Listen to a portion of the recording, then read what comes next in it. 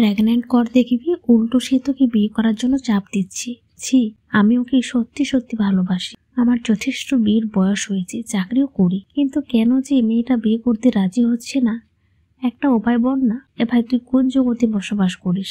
আমি কি বলেছি তুই মিথ্যা মিথ্যা ভালোবাসিস? সত্যি সত্যি ভালোবাসিস বলেই তো প্রেগনেন্ট করবি, আর প্রেগনেন্ট হলেই তো তাড়াতাড়ি বিয়ে করবি। এর যে ভালো উপায় আর নেই। বেশ চিন্তায় পড়ে গেলেন রবিন। গম্ভীর মুখে বলল, আমি ওকে চিনি রে, কোনোদিন ওসবে রাজি হবে না। রাজীব বিরক্ত হলো।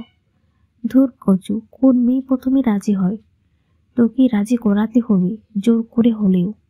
তুই বলেছিস, দেখ তুই আমার কলেজার বন্ধু, তুই যা বলবি তাই হবে। এখন কি স্ট্যাম্প পেপারে সই করে দিতে হবে? রবিন আর কথা বাড়ল না। মেয়েটাকে সে বিয়ে করতে চায়, দ্রুত বিয়ে করতে চায়। রবিনেরও মা মেয়েটাকে চিনি, পছন্দ করি, কিন্তু মেয়েটার বিয়েতে অনীহা। রাজীবের কথা শুনে মনে হলো হয়তো একটা শ্রেষ্ঠ উপায়। অন্তঃপর মেয়েটাকে নানাভাবে ভয় দেখিয়ে, ভালোবাসার দোহাই দিয়ে জোরপূর্বক বীর পুরুষের মতো সে কাজটা করিয়ে ফেলল। কিছুদিন পর ঠিক রাজীবের সূত্র ফলে যায়। কাটায় কাটায়, অক্ষরে অক্ষরে মেয়েটা এখন নিজেই বিয়ে করার জন্য চাপ দিচ্ছে। বমি বমি ভাব। মেয়েটা বুঝে গেছে তার ছোট্ট পেটে আরেকটা ছোট্ট প্রাণী আস্তে আস্তে বড় হচ্ছে। তুই তো মহাগানীরে, তোর কথা ভুলে গেছি। ও তো বিয়ে করার জন্য এখন পাগলি হয়ে গেছে। আজকাল এসব গানের না মূর্খ ছাগলও করবে। যাই হোক, এক কাজ কর, তুই মেয়েটাকে বিয়ে করিস না। ধুর, আমি ওকে ছাড়া বাঁচবো না। ওর মতো লক্ষ্মী মেয়ে দুনিয়াতে আরেকটা পাবো না।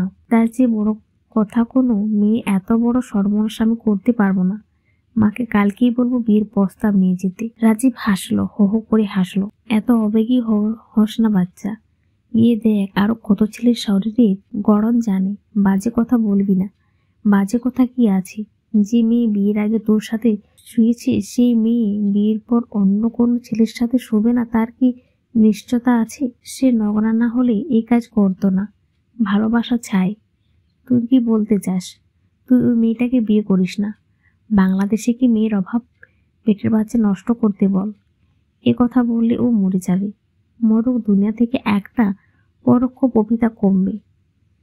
রবিন এই কথায় কিভাবে জবাব দেবে বুঝে উঠতে পারল না। মাথা কুচকে কুচকে চলে আসলো। রাতভর রাজীবের কথাটা মাথায় ঘুরতে থাকে। ভাবে হয়তো সে ঠিক বলছে। মেয়েটার অস্থিরতা বাড়তেই থাকে। রবিন আর কোনো খোঁজ নেয় না। শেষমেশ রবিন ঠিক অন্য আরেকটা জায়গায় মেয়েকে বিয়ে করেছে আজকে।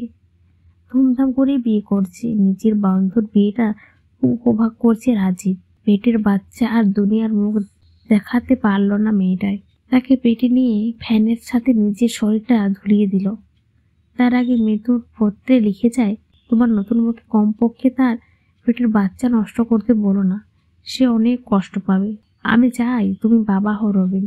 রাত পেটে দ্বিপ্রহর, সবাই প্রায় ঘুমিয়ে গেছি। রাজীব আজকে নেচেছে, হালকা পাতলা নেশাও করছে। হেলে দুলে নিজের খাটে গা হেলান করে খেয়াল করলো মাথার উপরে কি যেন ঝুলে আছে। নেশা কেটে গেল। ভালোভাবে চেয়ে দেখলো মাথার উপরে আর কিছু নয়, আদরের ছোট্ট বোনটা ঝুলছে। চিৎকার দিতে গিয়ে অজ্ঞান হয়ে গেল। পাশের ঘর থেকে মা আসলো। কিছুক্ষণের ভেতরে পুলিশও আসলো। সকালে রাজীবের হাতে কে যেন সুসাইড নোটটা দিল। পরে বুঝলো সে আদলে কি করেছে। পাগলের মতো দৌড়ছে আর বলছে, আমি খুনি, আমি নিজে হাতে আমার বোনটাকে খুন করে ফেলেছি। আমি খুনি, আমাকে শাস্তি দাও। গল্পটা কেমন হয়েছে অবশ্যই কমেন্ট করে জানাবেন।